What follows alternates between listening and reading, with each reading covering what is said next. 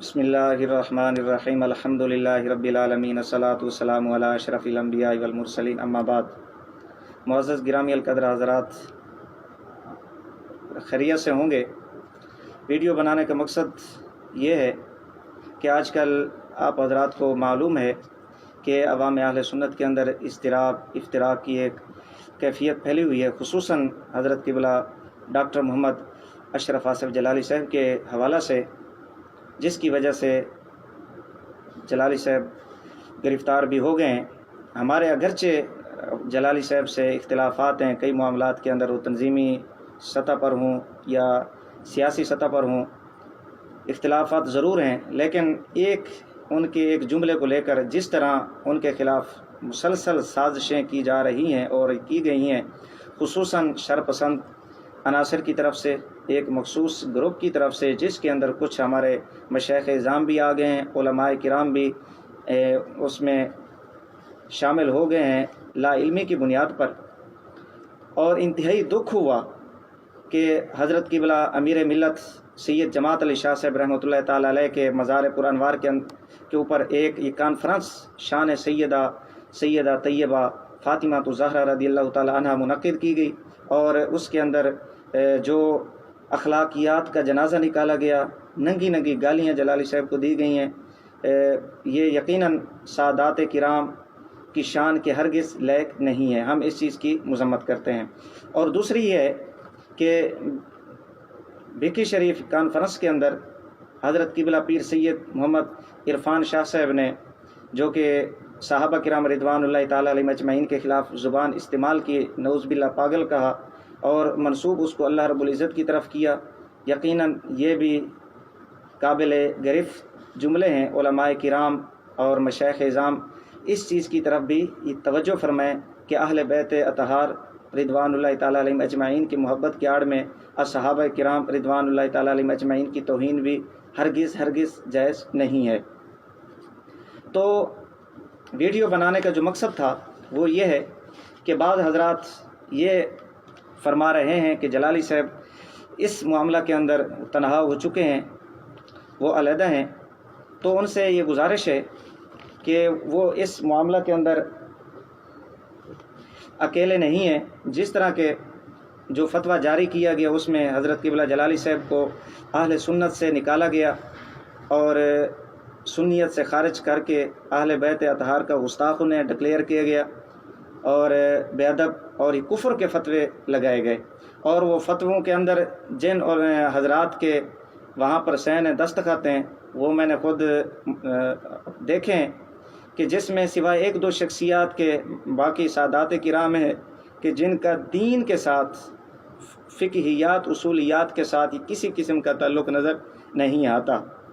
تو مشائخ اعظام خصوصاً حضرت پیر سید محمد عرفان شاہ صاحب دامت برکاتہم العالیہ اور دیگر علماء حضرات جو اس چیز کو گستاخی سمجھتے ہیں کہ خطا اجتہادی کی نسبت اہل بیت اطہار کی طرف کی جائے تو وہ گستاخی ہے۔ تو ان سے یہ التماس ہے، میری یہ گزارش ہے کہ جن اکابر نے، وہ فتاوی رضویہ شریف کے حوالہ سے ہو یا حضرت سید نعیم الدین مراد آبادی کے حوالہ سے ہو، حضرت حکیم الامت مفتی احمد یار خان نعیمی کے حوالہ سے ہو، یا اہل بیت اطہار کی طرف جن حضرات نے نسبت کی ہے، وہ انوار شریعت والے ہوں یا وہ طاہر القادری صاحب ہوں جنہوں نے سیرت الرسول کے اندر غلط فہمی کی نسبت سیدہ طیبہ فاطمہ الزہرا رضی اللہ تعالیٰ عنہ کی طرف کی ہے، یا وہ حضرت مولانا کرم الدین دبیر رحمۃ اللہ تعالیٰ علیہ ہوں، آفتاب ہدایت کے اندر انہوں نے ندامت کا لفظ استعمال کیا، یا اسی طرح حضرت علامہ قاضی ثناء اللہ پانی پتی رحمۃ اللہ تعالیٰ علیہ ہوں، یا وہ تفسیر کبیر والے امام راضی ہوں۔ آیا اگر گستاخی ہے تو پھر اس گستاخی کا فتویٰ جو جلالی صاحب کے اوپر لگایا گیا، کفر کا فتویٰ جلالی صاحب کے اوپر لگایا گیا، آیا یہ مذکورہ بالا ہستیاں، شخصیات اس فتوے کی زد میں آئیں گی یا نہیں؟ یہ سادات کرام کی سیادت کو چیلنج نہیں کر رہا، مشائخ اعظام کی مشائخیت کو چیلنج نہیں کر رہا، انہیں میں گزارش کر رہا ہوں، ہاتھ جوڑ کر میں گزارش کر رہا ہوں کہ پہلے اہل سنت تقسیم ہو چکی ہے، انتہائی میں افتراق انتشار کا شکار ہے، خدا کے لیے ذرا اس چیز کی بھی وضاحت فرما دیں، ٹھیک ہے؟ اگر گستاخی نہیں ہے تو پھر جلالی صاحب کیوں گستاخ ہیں؟ اگر جلالی صاحب گستاخ ہیں تو پھر یہ مذکورہ بالا شخصیات یہ کس قاعدے کے تحت گستاخی سے بچ جاتے ہیں؟ حالانکہ صحابہ کرام اہل بیت اطہار رضوان اللہ تعالیٰ علیہم اجمعین یہ غیر معصوم ذوات قدسیات ہیں، ان کی طرف اگر نسبت کرنے سے خطا اجتہادی کی بندہ گستاخ بن جاتا ہے تو پھر انبیاء علیہ السلام کی طرف، خصوصاً حضرت آدم علیہ السلام کی طرف، حضرت موسیٰ علیہ السلام کی طرف علماء مفسرین کرام نے خطا اجتہادی کی نسبت کی ہے، آیا وہ اس گستاخی کے فتوے میں آئیں گے یا نہیں؟ نمبر 3، یہ لسٹ ہے میرے ہاتھ میں، اختصار کے ساتھ یہ پڑھ کر میں یہ سنا دیتا ہوں آپ کو، جن حضرات نے اس مسئلہ کے اندر جو حالیہ یہ چلا ہوا ہے یہ جلالی صاحب کے حوالہ سے حمایت کی ہے۔ اب سوال یہ ہے کہ یہ حضرات جو ابھی جن کے اسماء گرامی پڑھنے لگا ہوں، یہ جلالی صاحب کے ساتھ اس فتوے میں شامل ہوں گے یا نہیں؟ اس چیز کی وضاحت ضروری ہے۔ نمبر 1، حضرت استاذ العلماء مفتی محمد نذیر احمد جلالی صاحب۔ نمبر 2، حضرت علامہ مولانا شیخ الحدیث استاذ العلماء مفتی محمد قمر سعید سیالوی صاحب، محدث اعظم پاکستان کے اولین شاگردوں میں سے ہیں۔ نمبر 3، حضرت علامہ شیخ الحدیث مفتی محمد بشیر صاحب دامت برکاتہم العالیہ مصطفی، یہ حضرت حافظ الحدیث رحمہ اللہ کے اولین شاگردوں میں سے ہیں۔ نمبر 4، استانہ عالیہ کوٹلہ شریف حضرت علامہ ڈاکٹر مفتی محمد صغیر احمد کوٹلوی صاحب، یہ شیخ الحدیث بھی ہیں۔ نمبر 5، حضرت علامہ مولانا مفتی شیخ محمود ہاشمی صاحب دینہ جہلم سے ان کا تعلق ہے، انہوں نے بھی جلالی صاحب کی اس معاملہ کے اندر حمایت اور یہ تائید کی ہے۔ نمبر 7، حضرت علامہ مولانا مفتی رضا المصطفیٰ راضی صاحب۔ نمبر 8، علامہ مولانا سید نثار احمد شاہ صاحب فیصل آباد، یہ سادات سے تعلق رکھتے ہیں۔ نمبر 9، حضرت علامہ مولانا مفتی محمد عبد اللطیف جلالی صاحب۔ نمبر 10، حضرت علامہ مولانا مفتی محمد ارشاد الحق ترابی صاحب، یہ خلیفہ ہیں حضرت شاہ تراب الحق صاحب رحمۃ اللہ تعالی علیہ کے۔ نمبر 11، حضرت علامہ مولانا مفتی نذیر احمد سیالوی صاحب۔ حضرت قبلہ مفتی صاحب کا مقالہ بھی تقریباً 35 صفحات کے اوپر آ چکا ہے، جس کے اندر خطا اجتہادی کی نسبت کو اہل بیت اطہار کی طرف نسبت کرنے سے گستاخی نہیں بنتی، یہ آپ نے فرمایا۔ نمبر 12، شیخ الحدیث و تفسیر حضرت علامہ مولانا مفتی ڈاکٹر محمد لطف اللہ اشرفی صاحب، بصیر پور شریف سے ان کا تعلق ہے۔ اور نمبر 13، حضرت محقق اہل سنت فخر السادات حضرت علامہ سید محمد تبسم بادشاہ بخاری صاحب فتح جنگ سے ان کا تعلق ہے، انہوں نے بھی اس مسئلہ میں جلالی صاحب کی حمایت کی ہے۔ اور یہ وہ بندے ہیں بقول حضرت سید محمد تبسم بادشاہ صاحب کے کہ جس وقت انہوں نے پیر محمد کرم شاہ صاحب کا رد کیا تو عرفان شاہ صاحب نے ان کو بلا کر سٹیج کے اوپر خصوصی طور پہ ان کو داد دی۔ افسوس کی بات ہے آج عرفان شاہ صاحب انہی لوگوں کے ساتھ مل کر جلالی صاحب کے ساتھ ایک محاذ بنایا ہوا ہے۔ نمبر 14، حضرت علامہ مولانا مفتی عطاء الرسول صاحب اویسی، یہ جگر گوشہ ہیں شیخ القرآن رئیس المصنفین حضرت علامہ فیض احمد اویسی صاحب رحمۃ اللہ تعالی علیہ کے۔ نمبر 15، حضرت علامہ مولانا مفتی محمد فاروق احمد خان رضوی صاحب، یہ مناظر اسلام ہے، انڈیا سے ان کا تعلق ہے۔ نمبر 16، حضرت علامہ مولانا مفتی محمد رضوان شافعی رفاعی، یہ شافعی بزرگ ہیں، ان کا بھی انڈیا سے تعلق ہے۔ نمبر 17، خلیفہ تاج الشریعہ حضرت علامہ مولانا مفتی راحت قادری، انڈیا سے ان کا تعلق ہے۔ نمبر 18، حضرت علامہ مولانا مفتی ارشاد احمد صاحب جلالی، شیخ الحدیث جامعہ جلالیہ۔ نمبر 19، حضرت علامہ مولانا مفتی محمد عبد الرشید اویسی صاحب، یہ پاکستان سے ان کا تعلق ہے۔ نمبر 20، حضور سیدنا تاج الشریعہ کے خلیفہ اور ان کے صاحبزادے حضرت قاضی القضات مفتی محمد اسجد رضا خان بریلوی، بریلی شریف، انڈیا سے ان کا تعلق ہے اور کوئی بندہ ان سے ناواقف نہیں ہے۔ نمبر 21، ان کے استاذ اور پاکستان میں کافی علماء کے استاذ، خصوصاً حضرت پیر سید عرفان شاہ صاحب دامت برکاتہم العالیہ کے استاذ، محدث کبیر حضرت مفتی ضیاء المصطفیٰ اعظمی دامت برکاتہم العالیہ، یہ بھی اگر ان کو اس دور میں حافظ الحدیث کہا جائے تو بجا نہ ہوگا۔ نمبر 22، محقق اہل سنت، ہمیں اگرچہ بعض معاملات کے اندر ان سے اختلاف ہے، محقق اہل سنت حضرت علامہ مولانا مفتی محمد فضل احمد صاحب چشتی دامت برکاتہم العالیہ، انہوں نے بھی اس معاملہ کے اندر جلالی صاحب کی حمایت فرمائی ہے۔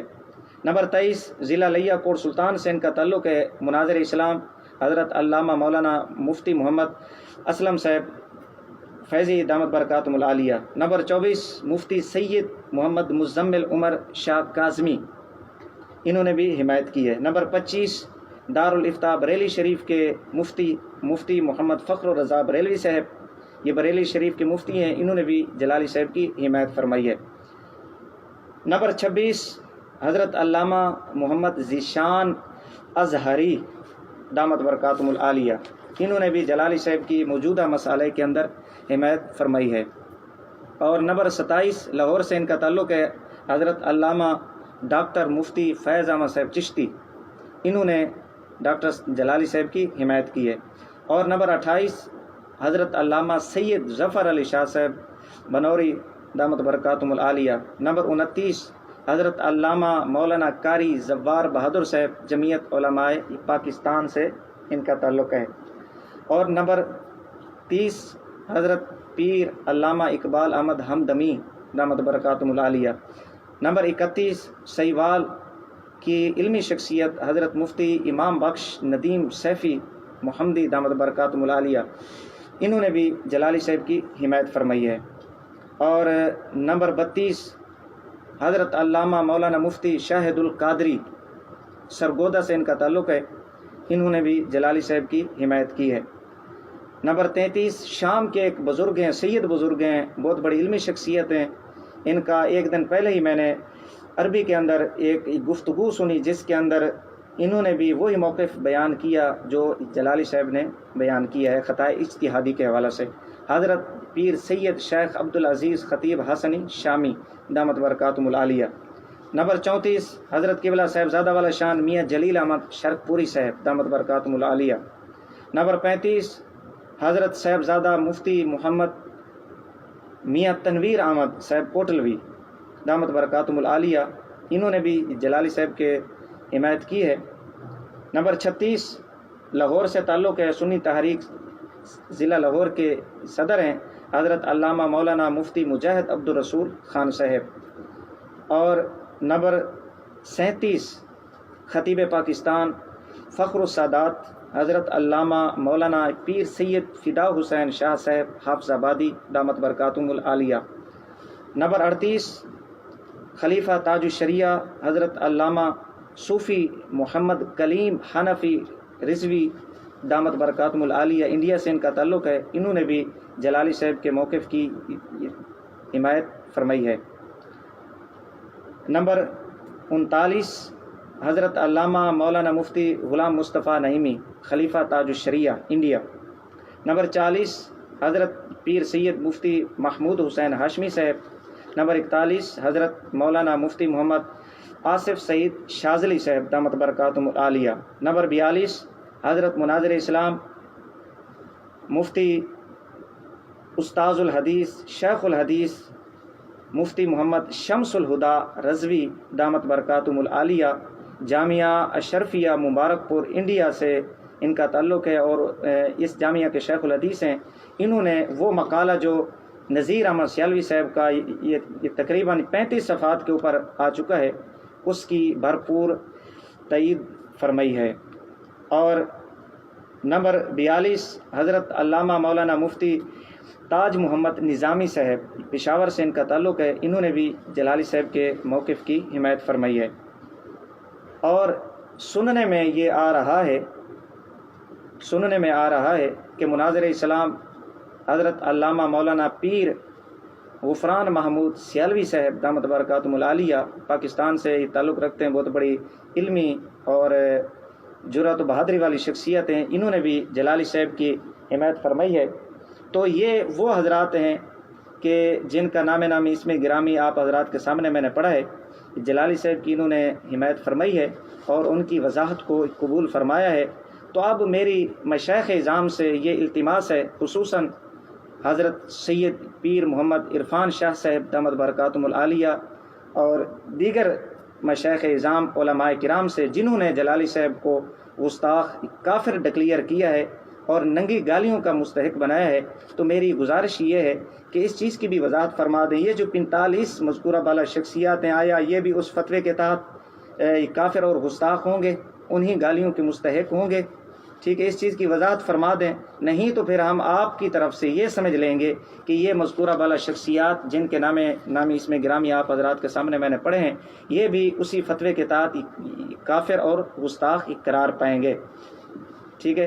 اور آپ کی وہ جو ننگی گالیاں آپ نے جلالی صاحب کو نکالی ہیں، وہ ان حضرات کے اوپر بھی ہم منطبق کریں گے آپ حضرات کی طرف سے، نہیں تو مشائخ اعظام علماء کرام خصوصاً وہ گروپ جو یہ جلالی صاحب کے خلاف ایک محاذ گرم کیے ہوئے ہے، ہمیں اگرچہ جلالی صاحب سے بعض معاملات کے اندر اختلاف ہے، اس مسئلہ کے اندر ہم نے جو حق ہے وہ حق کو قبول کرنا ہے۔ وہ حق کیا ہے؟ جس طرف ہمارے اکابر کھڑے ہوں، جس طرف 14 صدیوں کی کتابیں ہوں، دلائل ہوں ہمارے اکابرین کے، ہم نے اس طرف کھڑے ہونا ہے۔ عظمت اہل بیت کا کوئی منکر نہیں ہے، بلکہ ہماری تو بخشش اہل بیت اطہار سادات کرام کی جوتیوں کے صدقہ سے ہونی ہے۔ کوئی بندہ سوچ بھی نہیں سکتا صحابہ کرام کی بے ادبی، اہل بیت اطہار رضوان اللہ تعالی علیہم اجمعین کی بے ادبی کرنا۔